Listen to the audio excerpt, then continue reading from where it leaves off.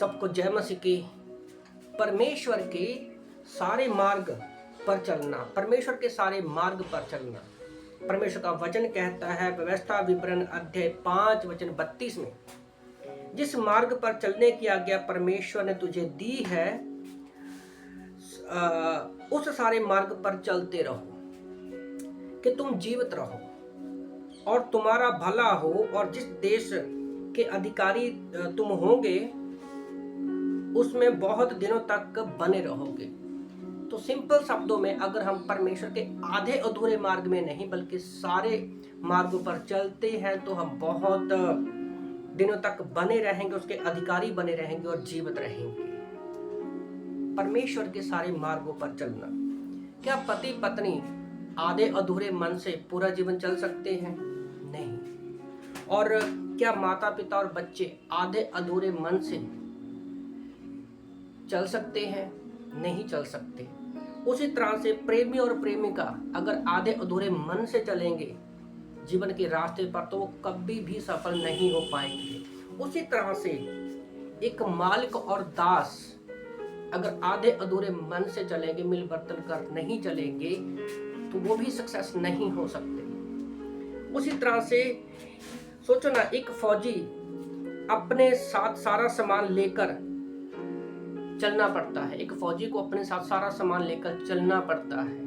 क्या होगा अगर एक विद्यार्थी जो स्कूल में पढ़ने वाला बच्चा है अगर आधे अधूरे मन से सारा होमवर्क ना करे या आधे अधूरे मन से पढ़ाई ना करे, आधे अधूरे मन से पढ़ाई करेगा तो वो फेल हो जाएगा। और सोचो अगर एक खिलाड़ी जो है आधे अधूरे मन से वो खेलेगा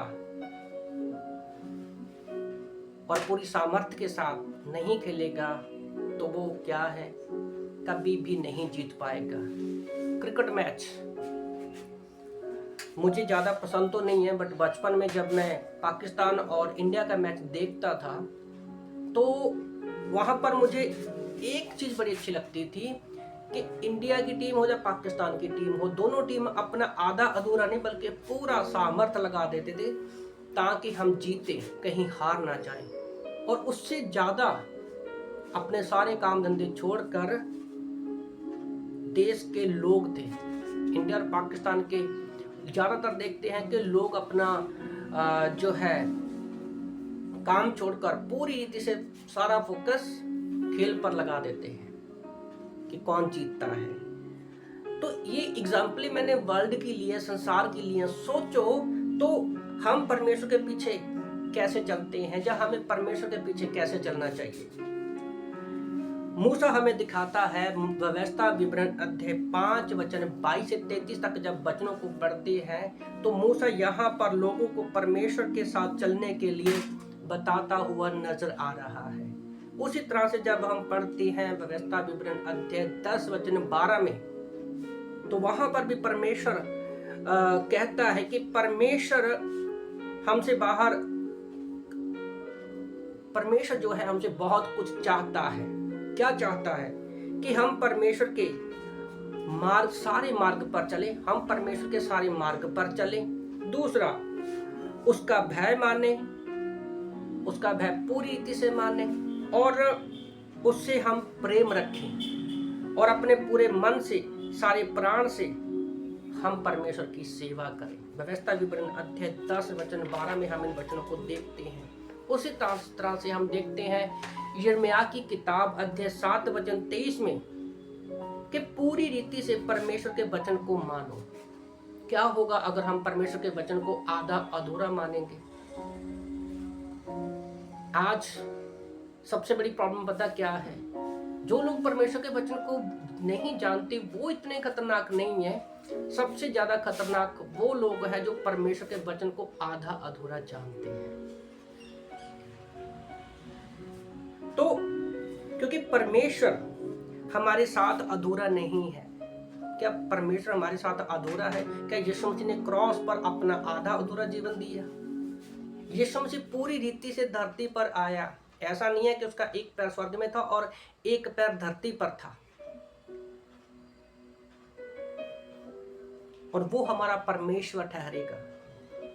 और हम उसकी प्रजा ठहरेंगे अगर हम उसके वचन को पूरी तरह से मानते हैं। परमेश्वर कभी हमारी बुराई नहीं चाहता, परमेश्वर हमेशा हमारी भलाई ही चाहता है। इसलिए जिस मार्ग की आज्ञा परमेश्वर ने हमें दी है उसी पर हमें चलना है, आधे अधूरे मन से नहीं, परमेश्वर के सारे मार्ग पर हमें चलना है। जैसे पिछले मैसेज में हमने देखा कि हमें सिद्धता में, परमेश्वर की सिद्धता में चलना है। मूसा, अब्राहम, दाऊद, पौलुस, सब लोग कैसे परमेश्वर की सिद्धता में चले। तो हमें परमेश्वर के पीछे, परमेश्वर के सारे मार्गों में चलना है। लूका की किताब अध्याय 1:5 से हमें यूहन्ना बपतिस्मा देने वाले के मम्मी पापा के विषय में पता चलता है कि कैसे वो दोनों पति पत्नी जो बूढ़े थे और इल्शिबा जो थी वो माँ नहीं बन सकती थी, वो बांझ थी। पर सोचने वाली बात ये है कि परमेश्वर उनके बारे में गवाही देता है, क्योंकि वो सारे मार्ग में परमेश्वर के पीछे चलते थे, भले उनकी प्रार्थनाओं का उत्तर नहीं दिया ताकि उनको बच्चा हो। इसलिए हम देखते हैं कि परमेश्वर ने जब जकरिया मंदिर में धूप जलाने के लिए गया तो उसके स्वर्गदूत वहां पर प्रकट होकर वो कहता है कि तेरी पत्नी गर्भवती होगी, और परमेश्वर ने उसको यूहन्ना बपतिस्मा देने वाला दिया। तो गौर करने वाली बात पता क्या है, याद रखने वाली बात ये है कि जब हम परमेश्वर के दिखाए सारे मार्ग पर चलते हैं तो परमेश्वर हमें ही नहीं बल्कि हमारी आने वाली पीढ़ियों को भी आशीषित करता है। हम देखेंगे आगे वचनों में। व्यवस्था विवरण अध्याय 4:1 में परमेश्वर का वचन कहता है, अब हे इजराइल, जो जो विधि और नियम मैं तुम्हें सिखाना चाहता हूँ उसको सुन लो और उन पर चलो, जिससे तुम जीवित रहो और जो देश तुम्हारे पितरों का परमेश्वर यहोवा तुझे देता है उसमें जाकर उनके अधिकारी हो जाओ। तो जब हम परमेश्वर के वचन को सुनते हैं, उसकी आज्ञा को जानते हैं, उस पर चलते हैं, तो उससे सबसे बड़ा फायदा क्या होता है कि हम ज़्यादा दिन तक जीवित रहते हैं, हमारा भला होता है और हमें परमेश्वर अधिकारी बनाता है। पता है, जब हम एक वचन पढ़ते हैं या एक अध्याय पढ़ते हैं या एक बुक पढ़ते हैं, उसमें दो में से एक चीज हो सकती है, या तो उस वचन में कोई आज्ञा होगी या उसमें कोई आशीष होगी। अगर आज्ञा है तो वो हमें पूरे मन से मानना है, अगर कोई आशीष है तो हमें पूरी रीति से परमेश्वर पर सारे मन से विश्वास करना है, विश्वास करते हुए चलना है कि वो परमेश्वर उस आज्ञा को है हमारे जीवन में पूरा करेगा। उसी तरह से व्यवस्था विवरण अध्याय 4:40 में भी परमेश्वर का वचन कहता है, और तू उसकी विधियों और आज्ञाओं को मान जो आज तुझे सुनाता हूँ मानना, इसलिए कि तेरे पीछे तेरे वंश का भी भला हो, और जो देश तुझे परमेश्वर देता है उससे तेरा दिन बहुत वर्ष सदा के लिए है। ओके, तो परमेश्वर से हमें ही आशीषित नहीं करता, बल्कि परमेश्वर जो है हमारे पीछे हमारे वंश को, हमारे बच्चों को, उनके बच्चों को भी आशीषित करता। और बाइबल में हमारे सामने जो बहुत सारी एग्जाम्पलों को हम लोग देखते हैं। व्यवस्था विवरण अध्याय 12:25 में भी परमेश्वर का वचन कहता है, यहोवा की दृष्टि में जो काम ठीक ना हो कभी नहीं करना।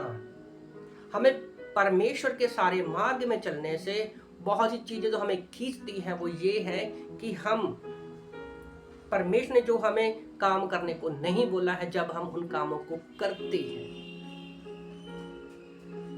ओके, तो अगर हम परमेश्वर के दृष्टि में उन कामों को करते हैं जो परमेश्वर ने हमें दिए हैं, तो क्या होता है, तेरा और तेरे वंश का भला होगा। उसी तरह से व्यवस्था विवरण अध्याय 12:28 में भी यही कहता है, यहोवा की हर आज्ञा को चित्त लगाकर सुनना, तेरा और तेरे वंश का भला होगा।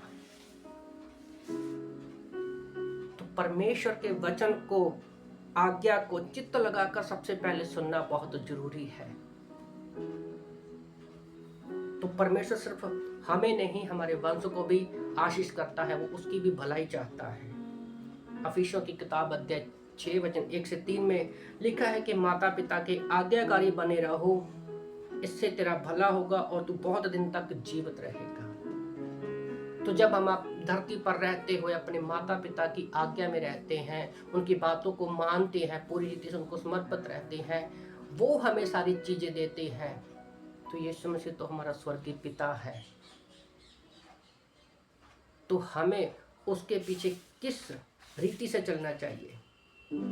आधे अधूरे मन से नहीं, बल्कि हमें परमेश्वर के पीछे, परमेश्वर के सारे मार्गों पर चलना है, क्योंकि वही हमें आत्मिक, मानसिक, शारीरिक आशीष दे सकता है। आमीन।